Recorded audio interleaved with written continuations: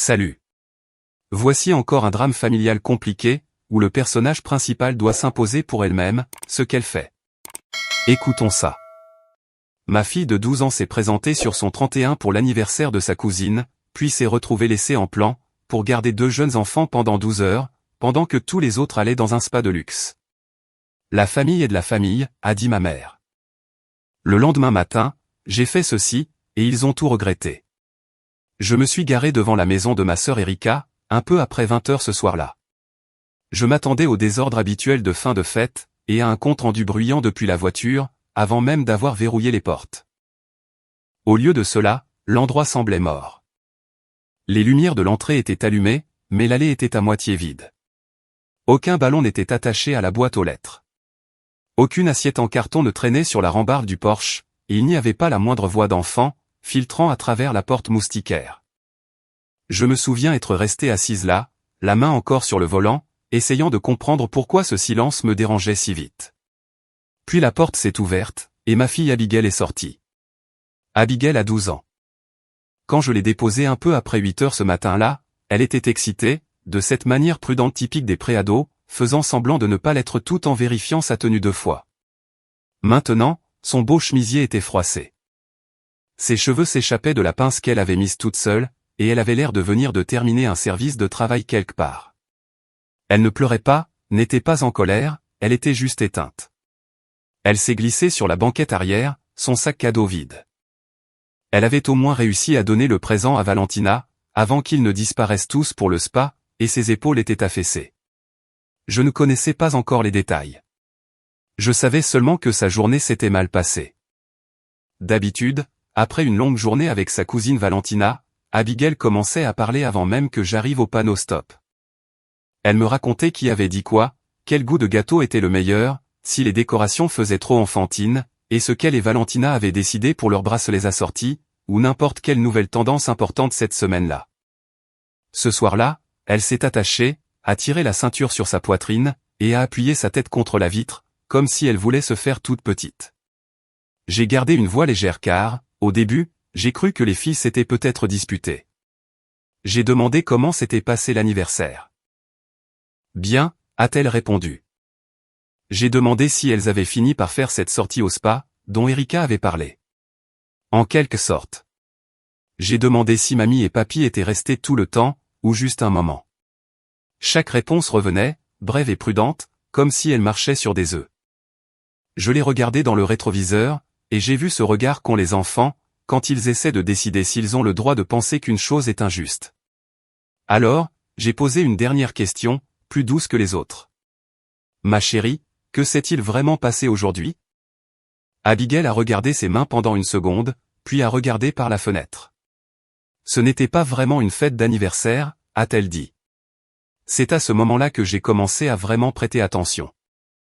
Je lui ai demandé ce qu'elle voulait dire, et Abigail a répondu du même ton calme, qu'elle utilisait pour lire ses consignes d'école.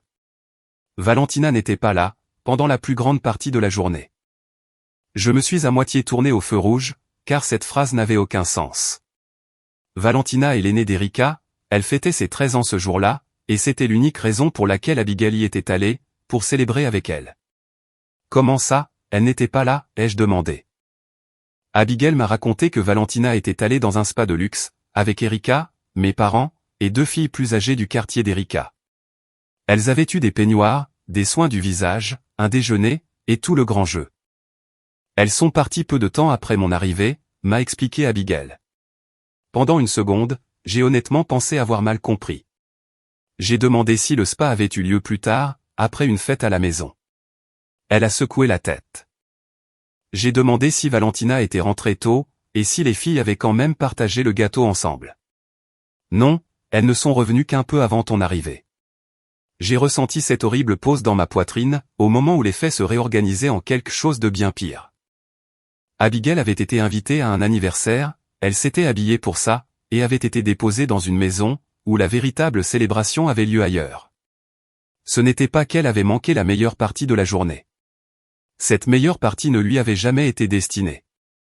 J'ai quand même essayé de donner un sens plus acceptable à tout cela. J'ai demandé si un autre adulte était resté avec les garçons. Ben a 6 ans, Sam en a 4, et il y a une énorme différence entre aider avec ses cousins pendant 1 heure, et être la personne responsable de 2 jeunes enfants toute la journée. Abigail a répondu, non, pas vraiment. Mamie était là au début, et papy faisait des allers-retours, pendant que tout le monde se préparait. Puis, ils sont partis eux aussi. Qui était avec toi après ça, ai-je demandé. Abigail a fixé les lampadaires qui défilaient, et a dit, juste moi, et les garçons. J'ai demandé si Erika l'avait prévenu à l'avance. Elle m'a dit qu'il l'avait informée seulement une fois sur place, disant qu'elle serait d'une aide précieuse.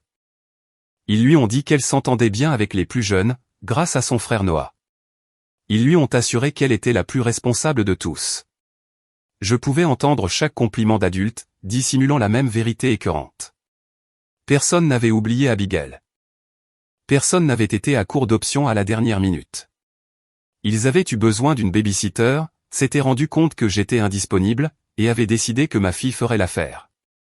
Une invitation d'anniversaire avait été utilisée comme un appât.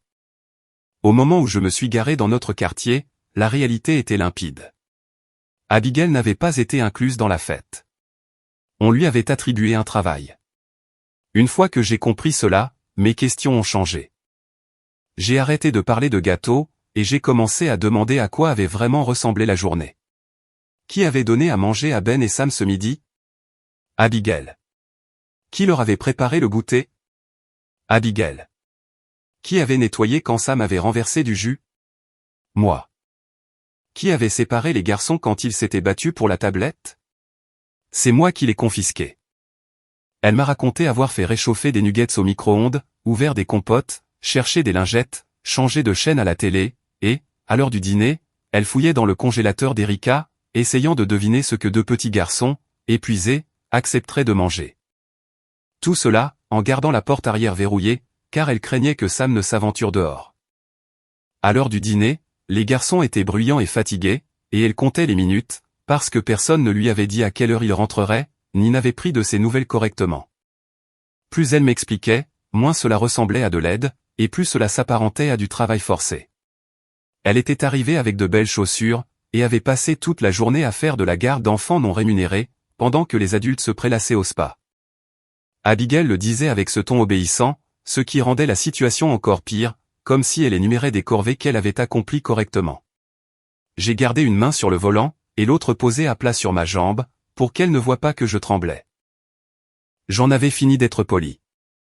Ce qui m'a vraiment brisé le cœur, c'est qu'Abigail voulait encore les protéger. Elle a dit que le spa était peut-être réservé aux personnes plus âgées. Elle a suggéré qu'Erika pensait, peut-être, qu'Abigail s'amuserait davantage en se rendant utile, plutôt qu'en ne faisant rien. Elle m'a répété que sa mamie lui avait dit, « Tu es la seule en qui nous pouvons avoir confiance. » Je lui ai demandé si elle avait vraiment eu envie de rester avec les garçons, et elle m'a donné le genre de réponse, qui vous révèle tout, en esquivant le sujet. Je ne voulais pas être impoli. Cette phrase m'a frappé plus durement que tout le reste. Elle a 12 ans. Elle ne devrait pas avoir à traduire l'exploitation par de la maturité, simplement parce que des adultes, qu'elle aime, lui ont fait croire qu'être corvéable à merci était un compliment. Je lui ai dit très clairement, être serviable, c'est bien. Être piégé pour travailler, ce n'est pas la même chose. Elle m'a regardé, comme si elle avait attendu de savoir quel sens elle avait le droit de donner à cette journée. Je me suis dit que je faisais peut-être un drame pour rien, a-t-elle murmuré. Je l'ai rassurée, elle n'était ni dramatique, ni difficile, ni dans l'erreur. Quand nous sommes arrivés à la maison, Daniel a jeté un seul regard à mon visage, et a demandé ce qui s'était passé. Je lui ai dit de me donner 5 minutes, car j'avais d'abord besoin d'entendre la vérité, de la part des adultes qui trouvaient cela normal. Après qu'Abigail ait pris sa douche, et que Daniel ait mis Noah en pyjama, j'ai appelé Erika depuis la cuisine. Je m'attendais à une explication embarrassée, peut-être une excuse concernant un imprévu de dernière minute. Ce que j'ai obtenu, c'est de l'irritation. Elle était en sécurité, a lancé Erika, avant même que je n'ai terminé ma deuxième phrase. Et elle est géniale avec les garçons. J'ai répondu qu'Abigail avait 12 ans. J'ai ajouté qu'elle y était allée pour l'anniversaire de Valentina, pas pour faire un service de babysitting. Erika a affirmé que je faisais exprès de noircir le tableau. Je lui ai demandé si elle m'avait demandé ma permission. Silence pendant une demi-seconde. Je savais que tu allais en faire toute une histoire, a-t-elle fini par dire. Cette réponse m'en disait long. Je lui ai dit qu'elle n'avait aucun droit de balancer un enfant de 6 ans et un autre de 4 ans à ma fille, pendant toute une journée. Erika a rétorqué que ce n'était que pour un jour. Comme si ça excusait quoi que ce soit. Ensuite, ma mère s'est jointe à l'appel en conférence, car Erika lui avait déjà envoyé un message. Ma mère n'a pas demandé comment Abigail se sentait. Elle a dit, Megan, la famille est de la famille. Erika l'a répété juste après elle. La famille est de la famille. Aucune d'elles ne semblait avoir honte. Aucune d'elles ne s'est excusée, pas même une seule fois. C'est à ce moment-là que j'ai su que c'était bien plus profond qu'une simple mauvaise journée. Le fait est que tout cela n'avait pas commencé avec Abigail. Pendant des années, la personne qui faisait les gardes d'enfants supplémentaires, c'était moi. Erika a 3 enfants, ma nièce Valentina, puis Ben et Samedi. Et quand les garçons étaient plus jeunes, donner un coup de main de temps en temps semblait normal. Elle avait un rendez-vous chez le dentiste. Son mari était en voyage. L'un des garçons avait une demi-journée de maternelle, et elle avait besoin que je le garde pendant 2 heures. J'adore mes nièces et mes neveux, et au début, je disais oui sans même y réfléchir. J'allais chercher les garçons, je les ramenais à la maison, je préparais des biscuits et des tranches de pommes, et je laissais Noah construire des tours en cube avec eux, pendant que je commençais le dîner.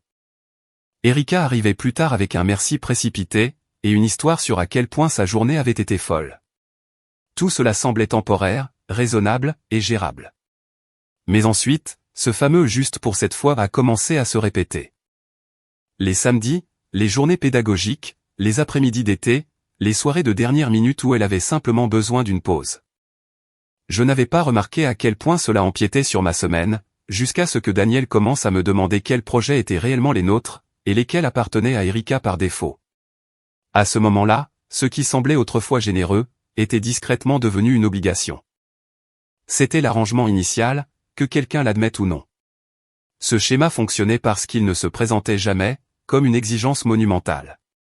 Il arrivait sous forme de petits morceaux ordinaires, qui étaient faciles à excuser sur le moment. Erika envoyait un message à 8 heures du matin, « Peux-tu prendre les garçons un petit moment ?»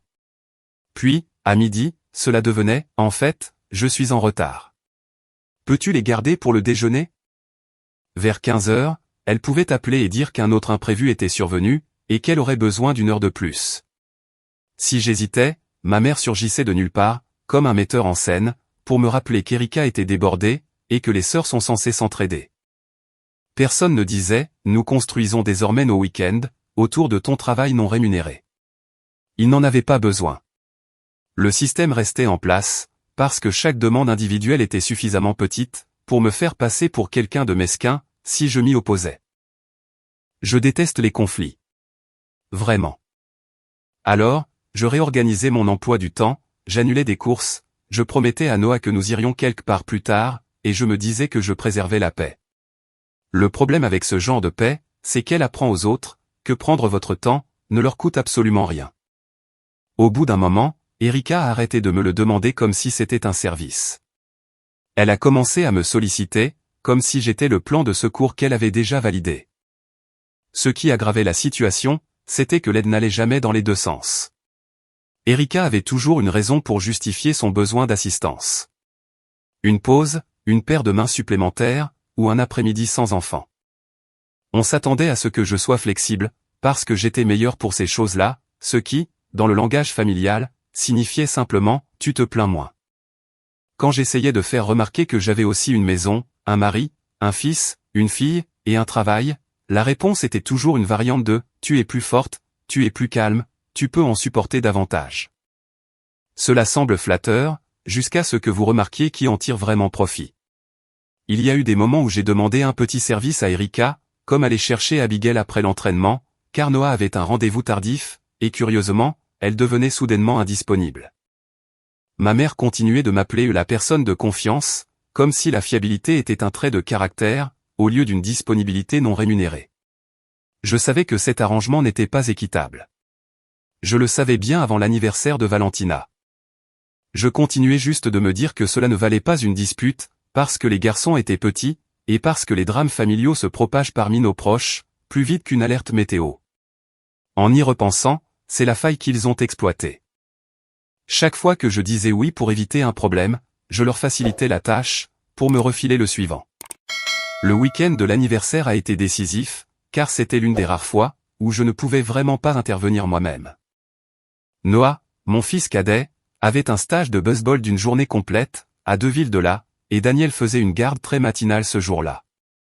J'avais déjà payé, j'avais promis à Noah d'être là, et j'avais structuré tout mon samedi, autour des trajets et du déjeuner. Quand Erika a commencé à faire des allusions, sur le fait qu'elle aurait peut-être besoin d'aide avec Ben et Sam, pour l'anniversaire de Valentina, je lui ai dit non tout de suite. Pas peut-être, pas plus tard. Non. Elle n'a pas apprécié, mais elle ne s'est pas battue au téléphone. Au lieu de cela, elle a changé de tactique. Un jour plus tard, Erika a dit à Abigail, puis m'a répété, qu'elle devrait quand même venir faire la fête avec Valentina, car ce serait une journée entre cousines. Elle a présenté ça comme une récompense. Abigail était ravie, parce que 13 ans, c'est l'âge où les cousines plus âgées commencent à ressembler à une porte d'accès vers un autre monde. Erika m'a assuré que les filles feraient un gâteau, des masques de beauté, regarderaient des films, bref, les trucs d'anniversaire habituels à la maison. Rien dans cette conversation ne ressemblait à « nous te remplaçons par ton enfant ». Mais c'est exactement ce qui s'est produit. Une fois qu'ils ont compris que j'étais indisponible, ils n'ont pas résolu leur propre problème de garde d'enfant. Ils ont simplement regardé à l'échelon inférieur, et ont décidé que ma fille ferait l'affaire. À la fin de cette soirée, après l'appel téléphonique et après qu'Abigail se soit couchée, je me suis assise à la table de la cuisine, et j'ai enfin vu la situation avec clarté. Il ne s'agissait pas seulement d'un affreux anniversaire. Il s'agissait d'années d'aide à sens unique, devenues si normales pour Erika, ma mère, et même mes grands-parents, qu'ils ne voyaient plus la limite entre demander un service et abuser. Au moment où je ne pouvais plus absorber le fardeau moi-même, ils l'ont transféré à Abigail sans même demander la permission, ce qui signifiait qu'ils ne considéraient plus cette charge comme un choix qui m'appartenait. Ils le voyaient comme une dette, que mon foyer devait leur rembourser. Daniel était assis en face de moi pendant que je prononçais cela à haute voix, et il a hoché la tête une fois, comme s'il avait attendu que j'arrive à cette conclusion par moi-même. « Tu ne leur as pas manqué ?» a-t-il dit. « Ils t'ont remplacé. » C'était exactement ça. L'anniversaire n'était pas un malentendu. C'était la preuve la plus évidente, que j'ai jamais reçue, du véritable fonctionnement de la famille. J'étais censé être disponible, et si je ne l'étais pas, ma fille suffirait. Je suis allé me coucher en colère, mais ce n'était plus une colère diffuse. Elle avait pris forme. Au matin, je savais exactement ce que j'allais changer. Je me suis réveillé avant tout le monde le lendemain matin, j'ai préparé du café, et j'ai ouvert mon calendrier, pendant que la maison était encore silencieuse. Cela m'a aidé plus que tout. Il est facile pour des gens comme Erika, de balayer la colère en la qualifiant de drame. Un emploi du temps annulé, c'est bien plus difficile à contester. Nous avions un calendrier familial partagé, pour les trajets des enfants, les anniversaires, et les dates de babysitting, qu'Erika aimait bloquer des semaines à l'avance. J'ai ouvert chaque créneau à venir portant mon nom, et je l'ai supprimé. 3 samedis, un jeudi après-midi, 2 soirées de garde pendant les vacances de printemps. Ensuite, j'ai envoyé à Erika un SMS, suffisamment court pour qu'elle ne puisse pas faire semblant de le comprendre de travers. Après ce qui est arrivé à Abigail hier, je ne ferai plus de babysitting pour toi. J'ai annulé toutes les dates prévues sur le calendrier. Merci de prendre d'autres dispositions. Puis, j'ai envoyé le même message à ma mère, parce que je savais qu'elle prétexterait la confusion plus tard, si je ne le faisais pas. Je n'ai ajouté aucune émotion supplémentaire. J'ai simplement rendu la limite visible, écrite, et immédiate. Quand Daniel est entré dans la cuisine, il a lu le message par-dessus mon épaule, m'a embrassé la tête, et a dit « Bien ». Pour la première fois, la réponse n'était pas seulement dans ma tête. Elle était actée noir sur blanc. Au début, Erika a à peine réagi, et cela m'a presque plus irrité que si elle avait commencé à crier. Elle a renvoyé un emoji pouce en l'air vers midi, ce qui m'indiquait, soit qu'elle n'avait pas lu le message attentivement, soit qu'elle supposait que je me calmerais d'ici à ce qu'elle ait réellement besoin de moi. Le reste de la journée, elle a publié des photos de famille normale, comme si de rien n'était. Valentina avec un sac de shopping. Ma mère dans la cuisine de quelqu'un. Une de ces légendes parlant de bien occuper mes bénis, qui m'a rendu encore plus furieuse que ne l'aurait fait une insulte. Le silence, autour du véritable problème, était révélateur. Si elle avait cru que j'étais sérieuse, elle se serait immédiatement démenée pour trouver une solution. Au lieu de cela, elle a agi comme si mon texto était une simple saute d'humeur, et non une décision finale. Cela m'a prouvé à quel point l'ancien système l'avait conditionnée. Dans l'esprit d'Erika, j'étais toujours la personne qui pouvait dire non le matin, et débarquer l'après-midi, parce que refuser avait toujours été négociable auparavant. J'ai laissé planer le silence. Je n'ai pas envoyé de message de relance. Je n'ai pas débattu sous ses publications. Je n'ai pas rappelé notre mère. Si le message devait passer, il le ferait la première fois où elle aurait besoin de moi, et trouverait un vide à la place. J'avais enfin arrêté d'amortir les conséquences. Maintenant, elle allait les ressentir par elle-même. Ce premier créneau manqué est arrivé 4 jours plus tard. Erika m'avait noté pour garder Ben et Sam de midi à 17h, pendant qu'elle emmenait Valentina faire les boutiques, pour ramener les cadeaux d'anniversaire et passer du temps mère-fille. À 11h42, mon téléphone s'est allumé. « Tu es où ? » Pas de bonjour. Aucun, il s'est passé quelque chose ? Juste le ton de quelqu'un qui piste un employé en retard. Je lui ai répondu, je t'ai dit que je ne faisais plus de babysitting. 1 minute plus tard, elle a appelé. Megan, c'est ridicule, a-t-elle commencé. On t'attend. J'ai répondu, tu ne devrais pas m'attendre. Je t'ai dit il y a 4 jours de prendre d'autres dispositions. Elle a immédiatement bifurqué sur les désagréments de sa journée. Valentina était prête. Les garçons étaient grincheux. Elles allaient rater leur réservation pour le déjeuner. Et elle avait planifié cela depuis des semaines. Pas une seule fois elle n'a dit, tu as raison. J'ai franchi la ligne avec Abigail. Tout l'appel tournait autour du problème qu'elle subissait sur le moment. C'était la preuve flagrante qu'elle ne comprenait toujours pas ce qui avait changé. Elle pensait que c'était une question d'emploi du temps. Je savais que le problème était son sentiment de droit, et le fait d'avoir remplacé une personne par une autre. J'ai gardé une voix neutre. Elle a haussé le ton. Pas moi. C'était important. Elle n'entendait qu'un retard, pas une limite fixée. Lorsqu'elle a réalisé que je ne me précipitais pas pour régler la situation, Erika est très vite passée à la culpabilisation. Elle a dit que j'étais égoïste. Elle a prétendu que c'était cruel pour Valentina, qui n'avait rien à voir avec des querelles d'adultes, ce qui était très ironique, sachant que Valentina avait profité de sa journée au spa, pendant qu'Abigail trimait à la maison. Erika a déclaré que je ne pouvais pas lui faire ça sans prévenir. Je lui ai rappelé que je l'avais prévenu par écrit, et que j'avais supprimé chaque date du calendrier partagé, où elle avait littéralement pu les voir disparaître. Elle a ignoré ce fait, et a continué d'énumérer les raisons pour lesquelles sa sortie comptait tant. Elle devait échanger des articles, avant la fin du délai de retour. Elle avait promis un déjeuner à Valentina. Elle avait désespérément besoin d'une belle journée sans les garçons accrochés à elle. Chaque argument revenait toujours à la même idée. Ces projets étaient suffisamment importants pour que quelqu'un d'autre doive se charger de la corvée d'enfant. Alors engage quelqu'un, ai-je suggéré. Elle a lâché un petit rire sec, comme si j'avais proposé de louer un jet privé. Pourquoi devrais-je payer quelqu'un, juste parce que tu as décidé de faire ta donneuse de leçons, a-t-elle craché. Nous y voilà. Pas de « comment pouvons-nous régler ça ?» Juste, pourquoi devrait-elle dépenser de l'argent, maintenant que ma main-d'œuvre gratuite n'était plus disponible? Les garçons ont commencé à pleurnicher en arrière-plan, et sa voix s'est durcie.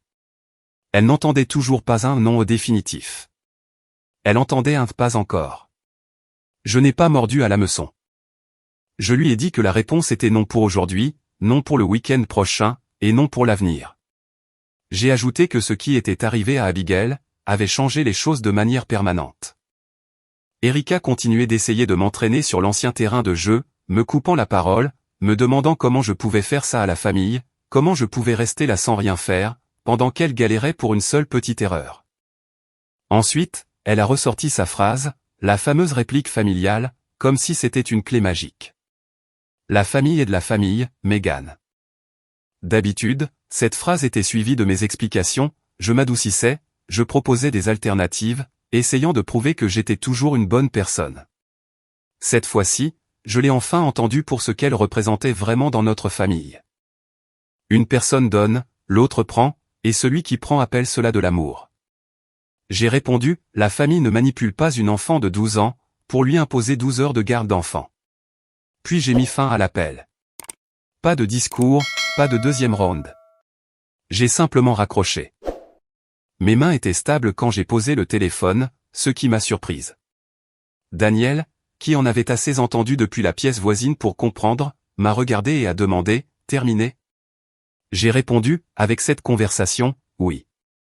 C'était la première fois que je refusais non seulement la demande, mais aussi tout le scénario qui l'entourait. Et une fois que je l'ai fait, toute cette histoire m'a paru pathétique. Ce qui a maintenu la tension très forte les jours suivants, c'est qu'Erika pensait manifestement toujours que c'était temporaire. En colère, oui, offensée, absolument, mais pas vraiment inquiète. Elle m'envoyait des textos, qui ressemblaient moins à la réaction face à une limite définitive, et davantage à un test pour voir combien de temps cette grève allait durer. Tu fais toujours la tête? Puis, j'ai besoin d'une réponse pour jeudi prochain. Puis, maman dit que tu réagis de manière excessive. Je ne suis pas rentré dans son jeu, au-delà de répéter une seule fois ma position. Je ne fais plus de babysitting. La répétition était justement le but recherché. Pendant ce temps, je sentais l'ancien système de pression chauffer autour de nous. Ma mère a arrêté de liker mes messages, dans la discussion de groupe familial. Ma grand-mère m'a envoyé un pouce en l'air passif-agressif, sur une photo d'école de Noah. Des petites choses, mais des choses très familières. Je savais ce qui m'attendait ensuite, car j'avais vécu dans cette famille toute ma vie. Erika allait se victimiser, simplifier l'histoire pour la rendre inoffensive, et laisser le reste du clan faire pression sur moi, de tous les côtés, jusqu'à ce que je cède, juste pour faire cesser le bruit. La différence, cette fois, c'est que je savais quelque chose qu'elle ignorait. Elle croyait encore que son insistance finirait par m'épuiser, car cela avait toujours fonctionné auparavant. J'avais enfin dépassé le stade où cela était vrai. Le cycle était brisé. Elle ne l'avait tout simplement pas encore compris. Après ce premier créneau de babysitting manqué, la campagne de pression a démarré presque immédiatement, et a circulé plus vite que les faits réels. Ma tante Leslie a été la première à écrire « J'espère que toi et Erika pourrez arranger ça. Les garçons ont besoin de stabilité. » Ensuite, mon oncle m'a envoyé une variante de « Ne laisse pas la fierté blesser les enfants. » Un cousin à qui je parlais à peine, m'a envoyé un message comme si j'avais soudainement abandonné la famille, sans la moindre raison. Personne n'a demandé ce qui était arrivé à Abigail. Personne n'a cherché à savoir si une enfant de 12 ans avait été laissée seule à la tête de 2 bambins, pendant toute une journée, et sous de faux prétextes. Ils avaient clairement eu droit à la version édulcorée, dans laquelle Erika avait passé une mauvaise journée, et où j'avais délibérément choisi de la punir. Dès la seconde où j'ai cessé d'être utile, je suis devenu le problème. Je n'ai répondu à presque aucun d'entre eux. Les rares personnes à qui j'ai répondu ont eu droit à une seule phrase. Erika a piégé Abigail, pour qu'elle garde Ben et Sam seuls pendant 12 heures, alors que les adultes allaient dans un spa. Suite à cela, je n'assurerai plus la garde de ces enfants. Certaines personnes ont cessé de me répondre. 2 ou 3 autres ont changé de sujet, ce qui m'a tout dit. Ce n'était pas qu'ils ne comprenaient pas la situation.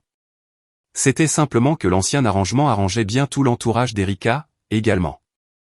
Puis, ma mère a appelé, et cet appel comptait davantage, parce qu'elle connaissait l'histoire dans son intégralité, et avait quand même choisi le camp d'Erika. Elle a commencé avec ce ton mesuré, qu'elle utilise quand elle veut paraître comme la personne raisonnable de la famille. « Mégane, ça va trop loin », a-t-elle affirmé. Une seule mauvaise décision ne devrait pas faire exploser tout un système familial. En fait, j'ai laissé échapper un petit rire silencieux, car elle venait de prononcer tout ce qui n'aurait pas dû l'être. Tout un système familial. C'était exactement ce que je rejetais en bloc. J'ai rétorqué, « As-tu demandé une seule fois à Abigail, si elle voulait passer l'anniversaire de Valentina à faire la nounou ?» Ma mère a ignoré la question. Elle m'a répété qu'Erika était débordée. Que les garçons adoraient Abigail. Qu'aucun mal n'avait été fait. Et que je faisais toute une montagne de pas grand-chose. Je lui ai répondu que le mal causé, c'était que des adultes avaient menti à ma fille, exploité son travail, et exigé de la gratitude par la suite. Ma mère a soupiré, comme si je l'épuisais. « Tu prends toujours tout au pied de la lettre », a-t-elle pesté. À cet instant, j'ai cessé de la voir comme une personne neutre, essayant simplement de ramener la paix. Elle n'était pas prise entre deux feux. Elle avait simplement choisi le camp, qui lui rendait la vie plus facile. Une fois que j'ai réalisé cela, la conversation est devenue extrêmement simple. Je lui ai dit que si protéger Abigail ressemblait à une réaction excessive, elle devrait s'en accommoder. Après cela, Erika a encore changé de tactique. Puisque la pression morale ne me faisait pas revenir assez vite, elle a commencé à m'envoyer les preuves de chaque inconvénient créé par mon nom. Comme si j'étais censé la dédommager, pour avoir perdu l'accès à ma disponibilité. Un jour, c'était la capture d'écran d'un rendez-vous chez le coiffeur annulé, accompagné de « merci pour ça ». Un autre jour, c'était la photo d'une facture de babysitter, avec 3 points d'interrogation sous le total. Puis est arrivé un texto, sur un déjeuner raté avec des amis, car certaines personnes sont incapables de passer l'éponge. Une semaine plus tard, elle a envoyé « Valentina a dû m'aider avec les garçons ce soir à cause de toi ». Celui-là m'a fait poser mon téléphone, et je me suis éloigné pendant 1 minute. Je n'ai pas répondu. Elle a continué de plus belle. Événements scolaires manqués, billets de concert perdus, frais de garderie supplémentaires. Elle documentait chaque conséquence comme un agent de recouvrement, espérant que je me sentirais assez coupable, pour reprendre mon ancien rôle, rien que pour faire cesser ces messages. Daniel m'a finalement demandé pourquoi je continuais de les lire, et il n'avait pas tort. Mais une partie de moi avait besoin d'en garder une trace. Chaque capture d'écran prouvait le même fait indéniable. Erika avait bâti des pans entiers de sa vie, sur la certitude que mon temps lui appartenait. Maintenant que ce n'était plus le cas, elle était choquée par le coup de mon remplacement. Le véritable test est arrivé, lorsqu'Erika avait quelque chose de coûteux en jeu. Son mari et elle avaient réservé un séjour d'1 nuit dans un complexe hôtelier, des mois à l'avance. Massage, dîner chic, hôtel, tout le tralala raffiné, dont elle adore publier des photos par la suite, comme si tout s'était fait sans le moindre effort. 3 jours avant leur départ, elle m'a appelé au lieu de m'envoyer un message, ce qui m'indiquait déjà qu'elle voulait faire pression sur moi. Je te donne une chance d'arranger les choses, m'a-t-elle annoncé. Pas d'en parler, pas de m'excuser. D'arranger les choses. Elle m'a précisé que la réservation n'était pas remboursable. Les garçons seraient infernaux, avec une nounou toute la nuit, et elle pensait qu'évidemment, je ne pouvais pas attendre d'elle qu'elle perde tout cet argent, pour un simple malentendu. J'ai répondu, eh bien si, figure-toi. Débrouille-toi. Sa voix est devenue glaciale. Tu fais ça exprès maintenant, a-t-elle craché. Je te laisse simplement assumer les conséquences de tes choix, ai-je répliqué. Ce soir-là, Abigail m'a trouvé en train de plier du linge, et m'a demandé si tante Erika était toujours fâchée. Je lui ai répondu, oui, probablement. Puis, je lui ai dit une chose, que j'aurais aimé entendre quand j'étais plus jeune. Quand les gens sont habitués à tes oui, tes non leur semble cruel, même lorsqu'ils sont parfaitement sains. Abigail a hoché la tête lentement. Donc, si quelqu'un s'énerve quand je dis non, ça ne veut pas dire que j'ai tort. Exactement, lui ai-je affirmé. Le matin de leur réservation à l'hôtel, on a sonné à la porte à 8h17. J'étais encore en pantalon de pyjama, versant des céréales à Noah, et Daniel se rasait à l'étage. Quand j'ai ouvert la porte, Ben et Sam se tenaient sur le porche, avec de petits sacs à dos et des visages endormis. Aucun adulte en vue, juste les garçons, et 2 sacs de voyage posés contre la rambarde. Sam a levé les yeux vers moi, et a dit, « Maman a dit qu'on restait ici. » Mon estomac s'est noué. Je suis sorti, j'ai regardé au bout de la rue, et j'ai vu le SUV d'Erika tourner au coin. Elle était déjà partie. Elle n'avait même pas essayé de me les confier en personne. Elle avait tablé sur le fait que, une fois les enfants physiquement devant moi, je ferais ce que j'avais toujours fait, réorganiser ma vie autour de sa décision. C'était ça la pire partie, ce n'était pas de la négligence, c'était prémédité. J'ai fait entrer les garçons, parce que rien de tout cela n'était de leur faute. Je leur ai donné un petit déjeuner, et j'ai appelé Erika 2 fois, directement sur messagerie. Ensuite, j'ai envoyé un seul SMS. Tu as abandonné tes enfants sur le pas de ma porte sans permission. Si tu ne reviens pas immédiatement, je signale les faits à la police. Après de multiples appels, un SMS clair, et aucune réponse, j'ai fait exactement ce que j'avais annoncé. J'ai appelé la ligne non urgente de la police, et j'ai signalé que ma sœur avait abandonné ses enfants devant chez moi, sans ma permission. Ils ont pris note, m'ont dit de garder les garçons à l'intérieur en sécurité, et les services de protection de l'enfance ont pris le relais. Peu de temps après, Erika a fini par rappeler, furieuse, car une fois les autorités impliquées, le week-end au complexe hôtelier était terminé. Elle est revenue chercher les garçons, mais le signalement avait déjà été enregistré. Après cela, le schéma destructeur s'est arrêté net, car il s'était enfin heurté à un mur, bâti avec autre chose que ma propre culpabilité. Notre relation était finie. Ma mère a pris son parti si ouvertement, que j'ai également réduit les contacts avec elle au strict minimum. Quelques proches ont tenté une dernière approche, du genre tu n'étais pas obligé d'aller aussi loin. Mais j'avais cessé d'avoir besoin de l'approbation de personne, qui profitait de mon silence. Le changement pratique dans ma vie a été immédiat. Mes week-ends se sont libérés. J'avais du temps pour les matchs de Noah, pour prendre un café avec des amis, pour le travail que je casais dans les marges de mon emploi du temps, et pour de simples après-midi, qui appartenaient enfin à ma propre famille. Abigail a changé, elle aussi.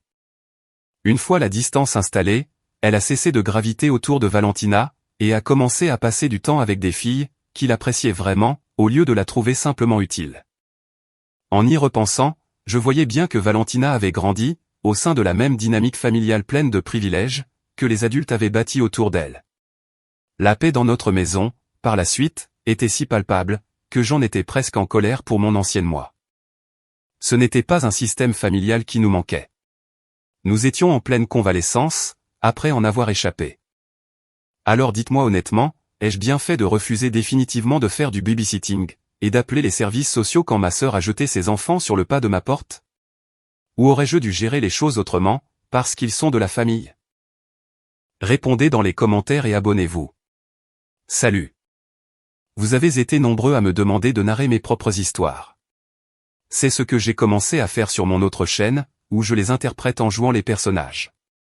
Donc, si cela vous intéresse, vous trouverez un lien dans la description.